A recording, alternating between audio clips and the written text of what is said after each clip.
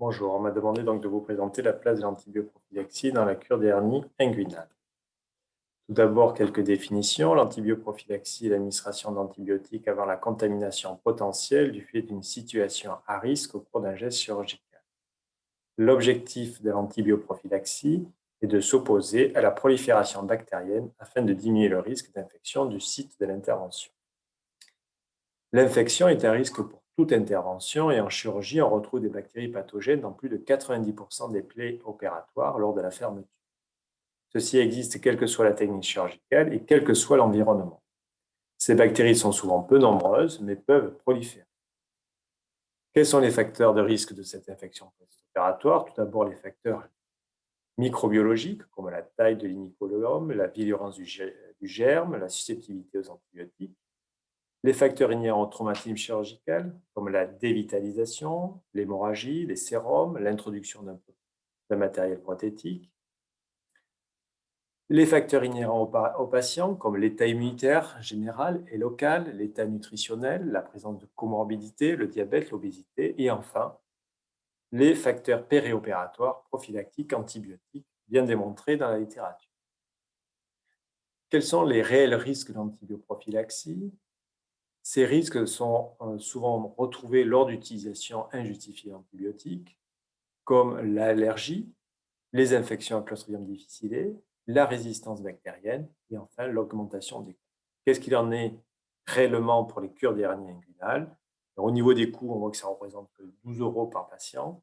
Et en ce qui concerne les complications ou les effets secondaires de cette antibioprophylaxie, on revoit que dans aucune étude randomisée et méta-analyse n'a été rapporté d'incidents liés à cette antibioprophylaxie. Ceci étant dit, quelle est la place alors de cette antibioprophylaxie lors de cures des hernies inguinales? Tout d'abord, sans prothèse, c'est-à-dire simple raffie. On a à notre disposition une étude Cochrane, qui est une méta-analyse, qui montre qu'il n'y a aucun bénéfice à réaliser une antibioprophylaxie lorsqu'on fait une cure des hernies inguinales sans prothèse. Donc l'ASFAR et la Société européenne Hernia a donc décidé de ne pas proposer l'antibioprophylaxie lorsqu'on réalisait ce type de cure des hernies. Qu'est-ce qu'il en est au niveau de l'antibioprophylaxie par prothèse? Et là, on va commencer par le sous-groupe voie ouverte. On a en 2012 une méta-analyse, toujours de Cochrane, sur 11 études randomisées, qui montrent aussi que là, on a en effet un effet bénéfique de l'antibioprophylaxie lorsqu'on fait une cure de hernie inguinale avec pose de prothèse par voie ouverte.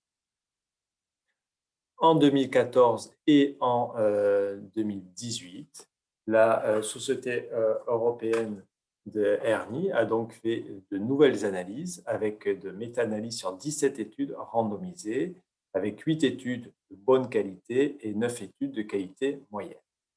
Les auteurs ont remarqué dans ces études qu'ils avaient quand même des difficultés d'interprétation des données du fait des critères d'inclusion qui variaient largement d'une étude à l'autre. Ils ont constaté aussi que les patients en risque, c'est-à-dire avec des comorbidités, étaient rarement mentionnés et seulement dans 2 études.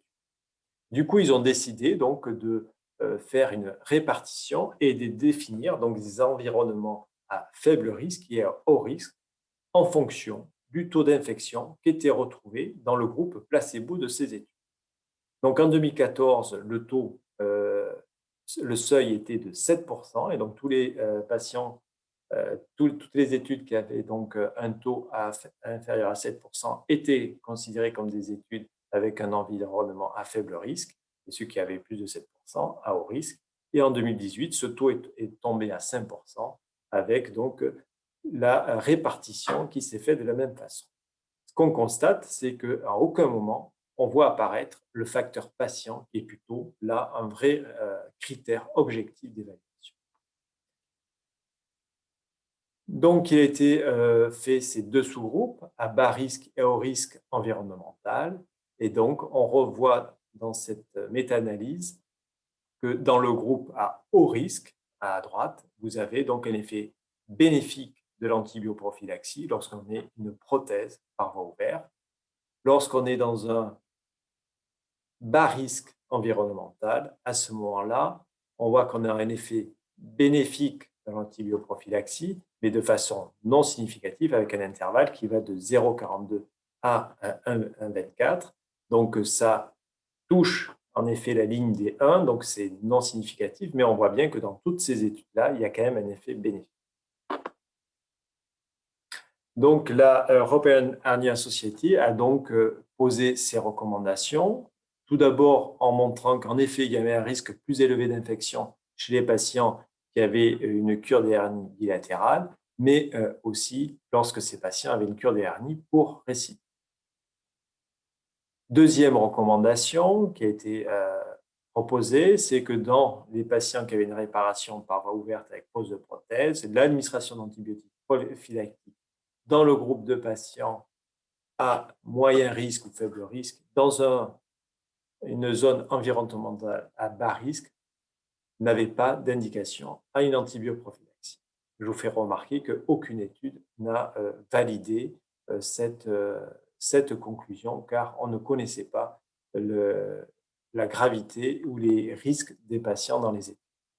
Autre recommandation qui a été proposée, c'est l'administration d'antibiotiques prophylactiques dans les réparations par voie ouverte et pose de prothèse dans les patients qui avaient un haut risque de complications et qui se trouvaient dans un bas risque environnemental. Cette administration était recommandée et était surtout suggérée sans pour autant qu'on ait une preuve scientifique de cette recommandation. Enfin, dernière recommandation, c'était la recommandation d'administration d'antibiotiques prophylactiques chez les patients qui se trouvaient dans un haut risque environnemental d'infection. En 2020 est apparue une nouvelle méta-analyse avec 22 études randomisées qui ont fait donc deux méta-analyses, une qui comprenait toutes les infections du site opératoire et des infections profondes, et une autre méta-analyse qui ne concernait que les infections du site opératoire. Lorsqu'on regarde ces deux méta-analyses, on s'aperçoit l'effet bénéfique de l'antibioprophylaxie, où on a une nette diminution de façon générale des infections du site opératoire et des infections profondes. On remarque aussi que dans ces méta-analyses, il y a eu une étude de sous-groupe avec donc les patients qui se retrouvaient dans un environnement à faible risque d'infection et d'autres à haut risque d'infection. Et on voit toujours cette tendance très significative dans le groupe à haut infection environnementale, où là on a un effet bénéfique de l'antibioprophylaxie. En revanche, dans le groupe à bas infection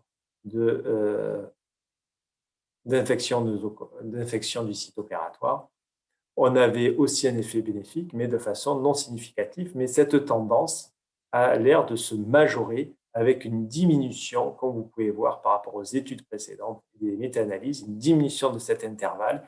Et on a ce petit losange qui va de plus en plus vers la gauche, donc vers l'effet bénéfique de l'antibioprophylaxie. Par conséquent, l'ASFAR a recommandé en 2018 donc une antibioprophylaxie lorsqu'on réalisait une cure des hernies par voie ouverte avec mise en place d'une prothèse.